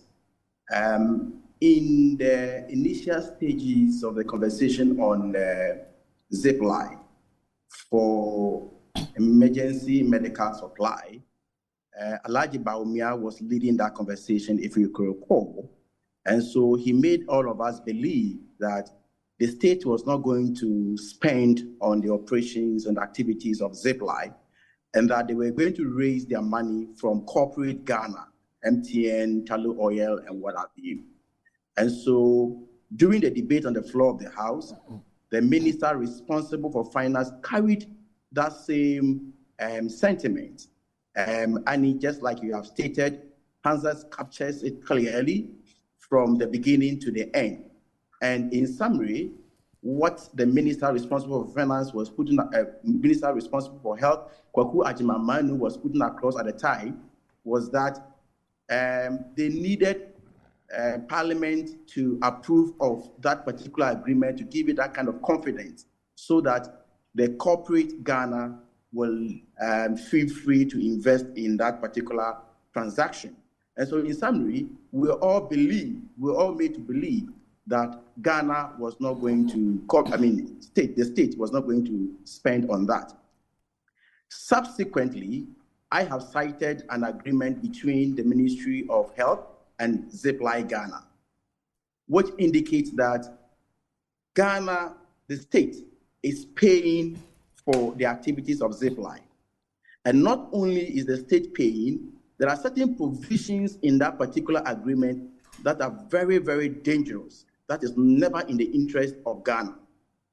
And if you check, Annie, the agreement you have, clause 6.3, there's a take or pay clause, which suggests that irrespective of how their services will be utilized, Ghana will pay a specific or a fixed amount of money, clearly stated. So I was just reading clause 6.2 and 6.3. But 6.3 says that 6.3, the service fee is a fixed monthly amount, not a pay delivery fee.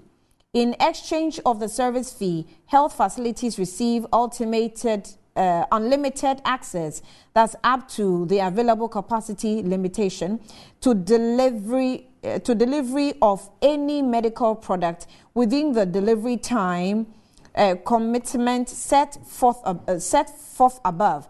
Accordingly, the monthly service fee shall be paid to Zipline irrespective of whether the MOH fully utilizes the available capacity in any given month. So, Annie, clearly that is take or pay clause in the agreement. And this is dangerous because if you go to other jurisdictions like Tanzania and Rwanda, they pay per delivery. And so this can never be in the interest of Ghana. Again, if you go to 6.6, it also says that if we default, there will be interest calculated, a compound interest calculated on the amount due. And so not only are we paying for the service of the Zipline, but there are very dangerous clauses in the agreement.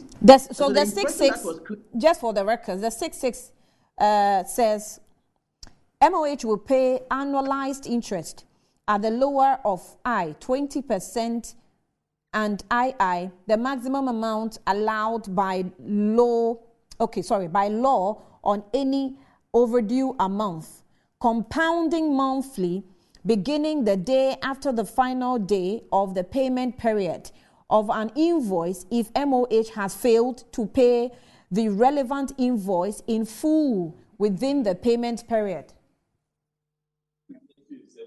Fantastic. Annie, so what it means is that if we default, we are paying a minimum of 20%, a minimum of 20% of the amount we are defaulting.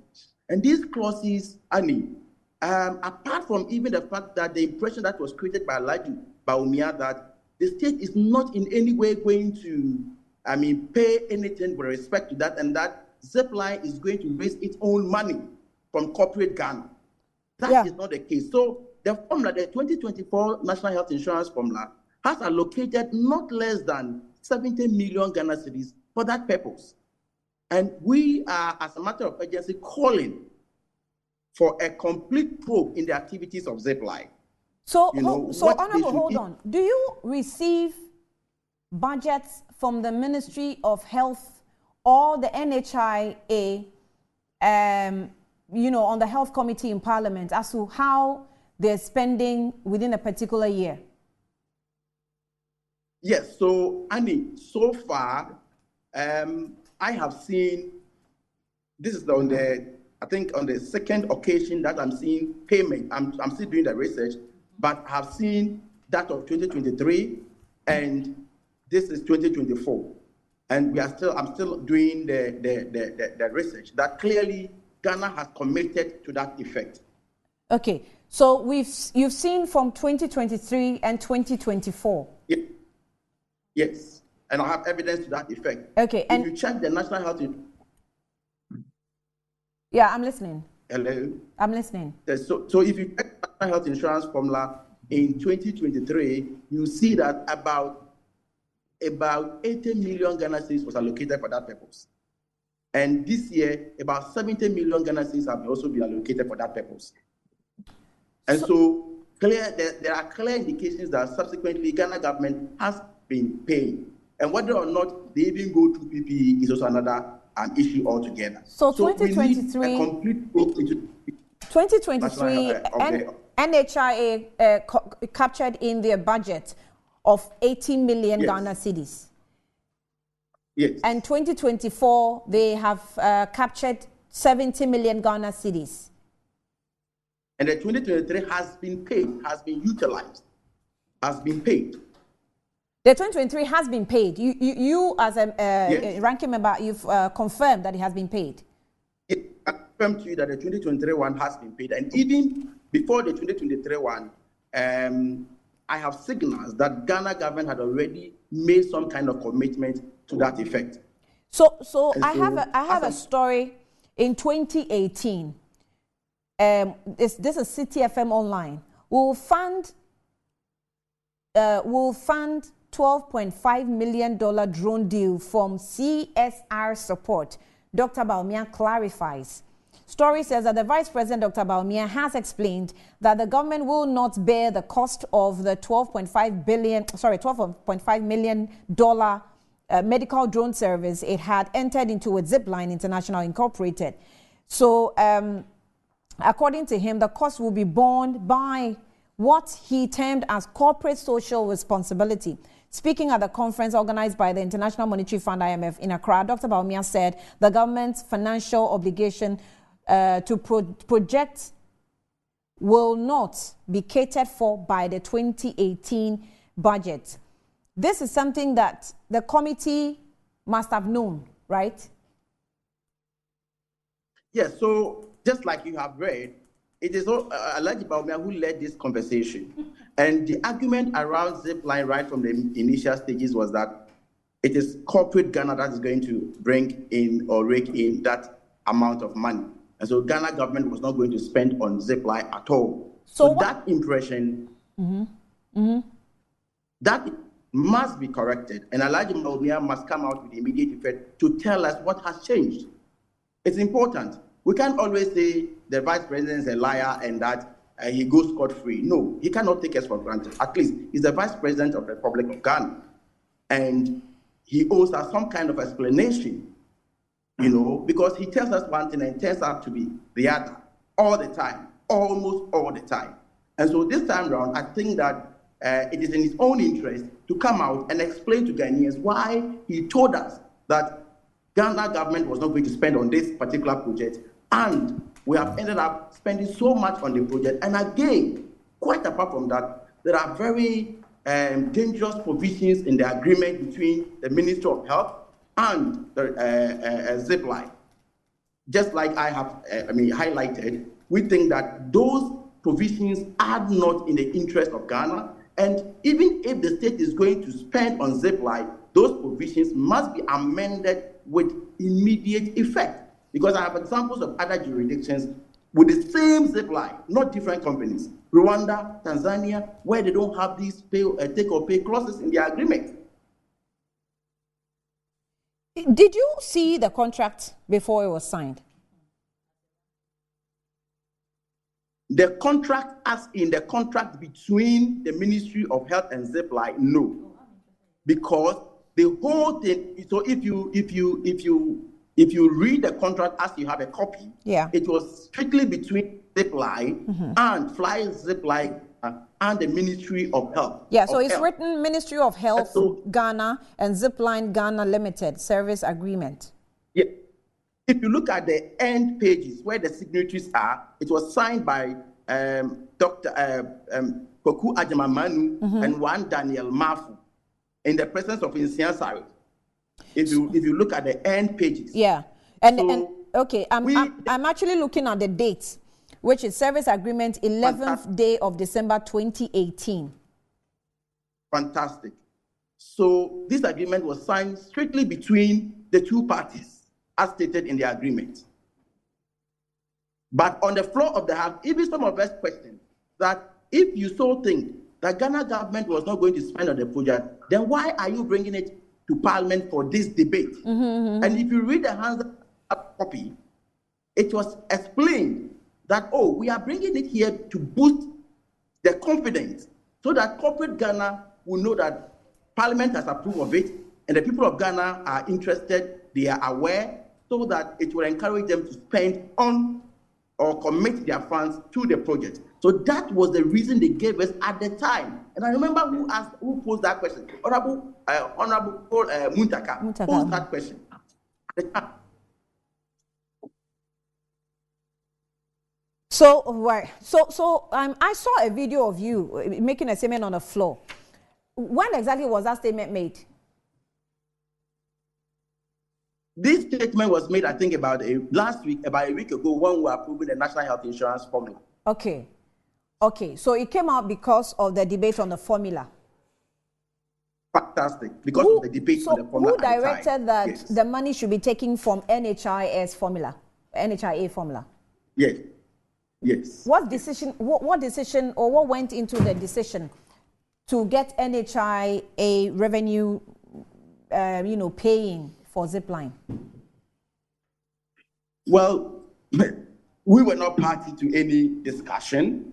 Nobody has told us anything, whether or not they raised some amount of money from the corporate Ghana and come and add on to this, or they were not successful. So not until they come out to explain, we wouldn't know what exactly is happening. Nobody knows anything about it.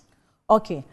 Nobody. And Dr. Bawumia has been silent. In fact, his silence on this particular issue is very, very loud. And wherever he is, his reputation is on the line, because he spearheaded this and he told the good people of this country that we are not going to spend on this project.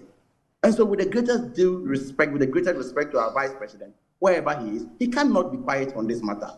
He cannot. He can never be quiet. But you have the powers. You have the powers to call on the health ministry. I'm not sure who you will call, whether the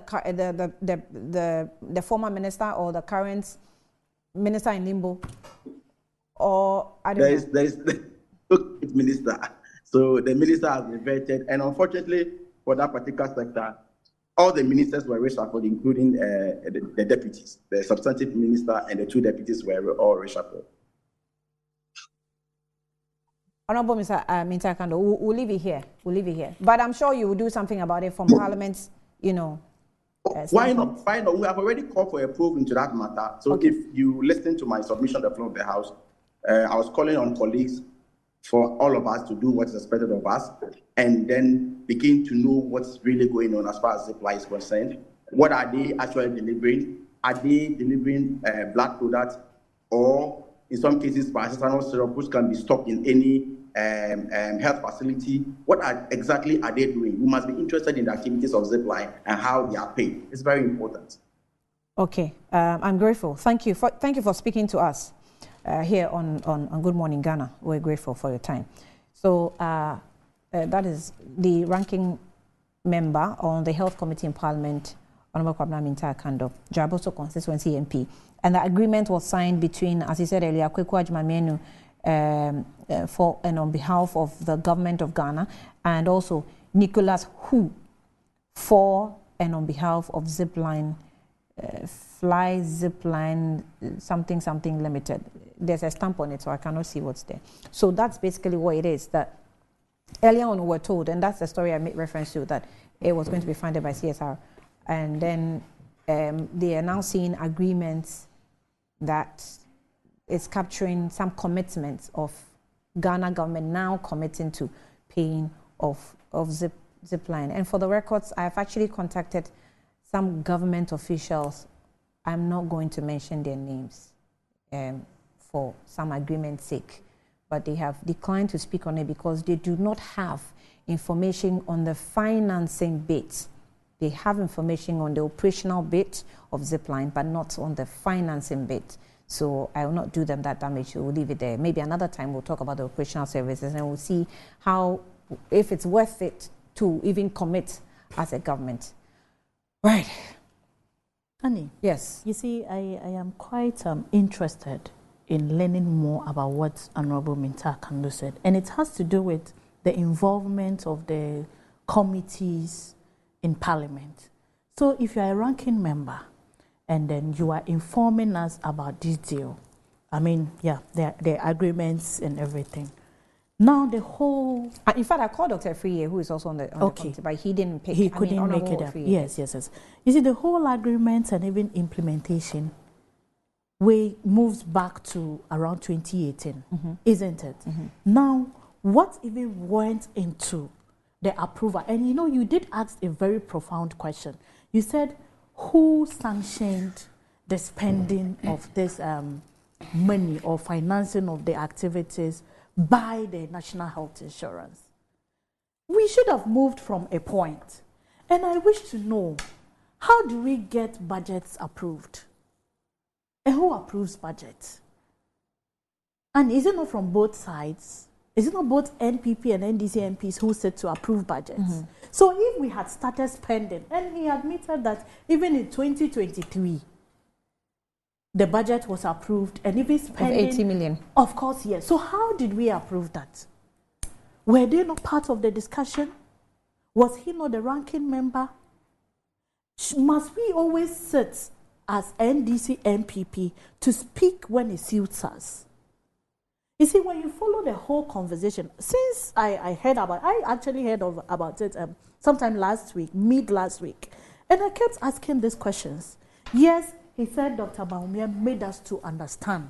And it is so clear, because if you look at the mother Zipline body, and even there are some foreign articles during my research which I chanced upon, that says a Californian-based automatic logistic company called Zipline is the one that is doing this in Ghana.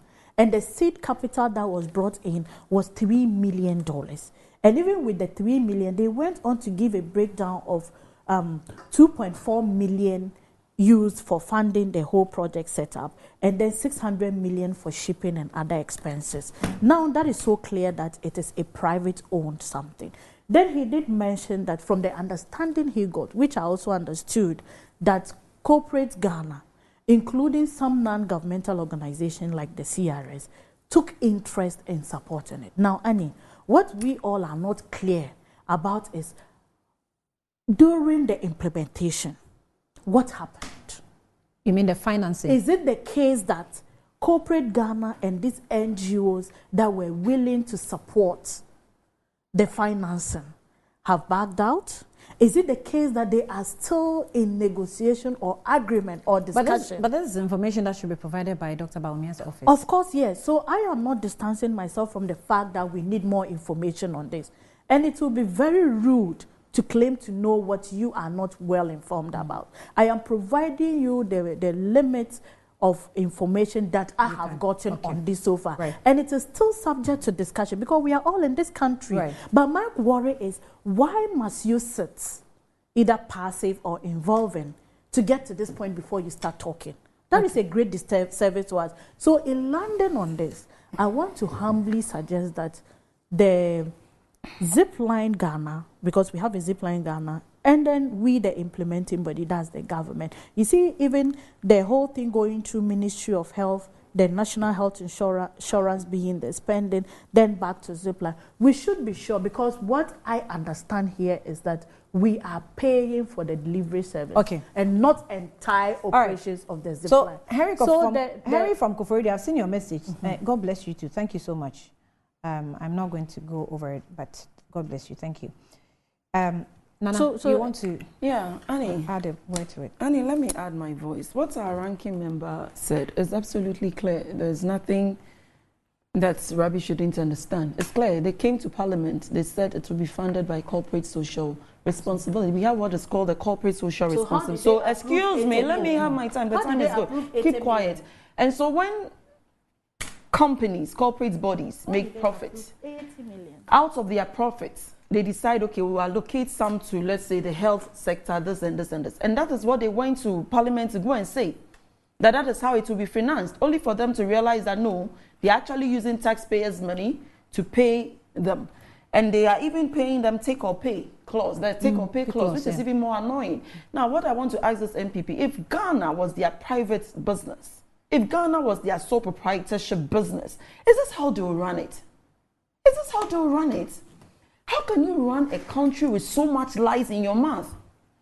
Everything about MPP is lies. See, 100 scandals under the MPP, plenty scandals, 100 of them, plenty scandals, SML, PDS, Alista Matthias, and then Galamsey. The SML, have you gotten the report from KPMG? They haven't? I don't think so. Okay. If they have, somebody can tell us.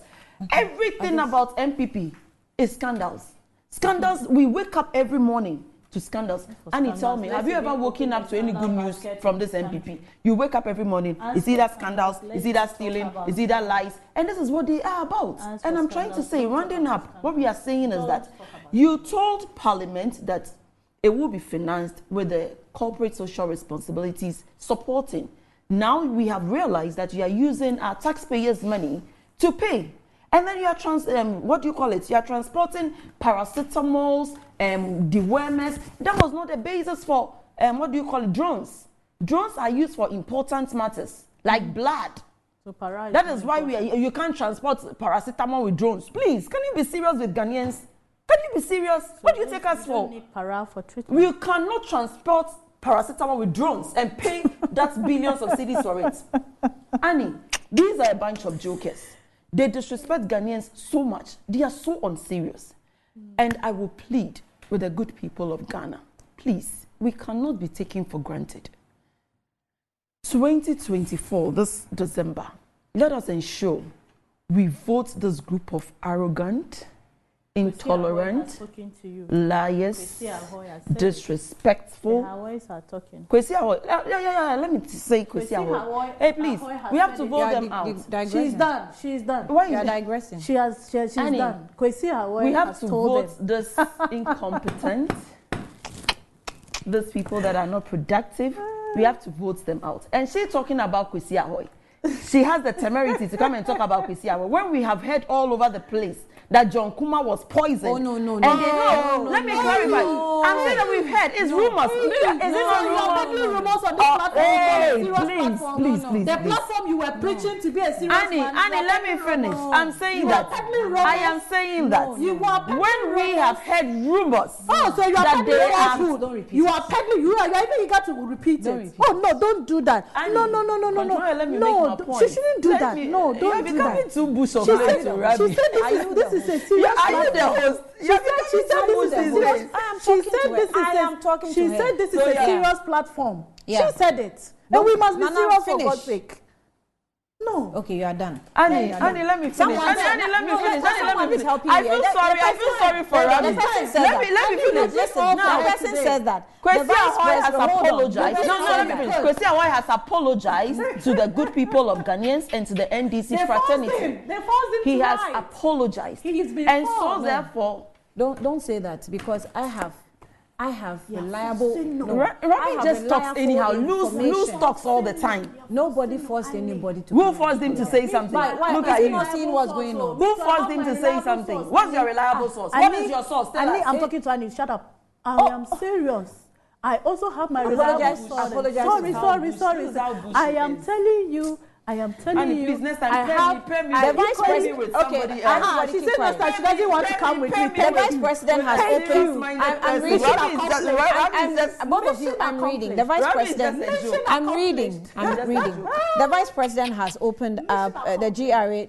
I said I'm reading. Please. The vice president has opened up the GRA staff to attacks from unwilling taxpayers. He has also shot government in the leg because the GRA staff will not be motivated enough to generate revenue for the government to meet its expenditures. So as an account, I'm encouraged to assist clients to avoid paying taxes, knowing so well that in 2025 there will be amnesty. It's called tax avoidance and perfectly legal. Someone trying to educate us. So Hamza Pig Farm says, good morning, and Dr. Bawumia should be told to stop insulting the intelligence of Ghanaians and credit us with some little respect. We deserve it. Mansa Musa said that, Annie. Mansa Musa, good morning to you from UK. Top politicians from time to time say things they would rather wish they didn't say. Here in the UK, a top member and sponsor of the Conservative Party made quasi-racist remarks about a black Labour Party MP, Annie. When this happened, even the UK Prime Minister condemned his colleague party member. A day or two ago, in Ghana, Mr. Kwesi Ahoy was said to have said something inappropriate when trying to encourage Mohammed's running mate. Mr. Kwesi Ahoy has since come out to apologize and to admit that he misspoke. The Vice President, Dr. Bawumia, clearly misspoke, and any attempt to rationalize his statement by party communicators rather than the President's posture,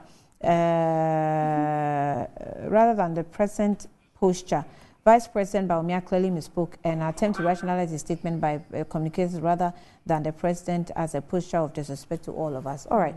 So I think that's just a few I can read today. Ahoy has apologized. Yeah. And I plead with the good people of Ghana, the NDC fraternity. Kwesi Ahoy. Kwesi Ahoy has apologized. Please let us, and I plead with His Excellency John Dramani Mahama. We've all accepted the apology in good faith. And so NPP should find something better to do with their time. Apologies. And leave that one. Okay. We have accepted now, the apologies that I also couldn't read. They some should of your rectify messages. it and make the thank you for economy watching the better. show. This has been Good Morning Ghana.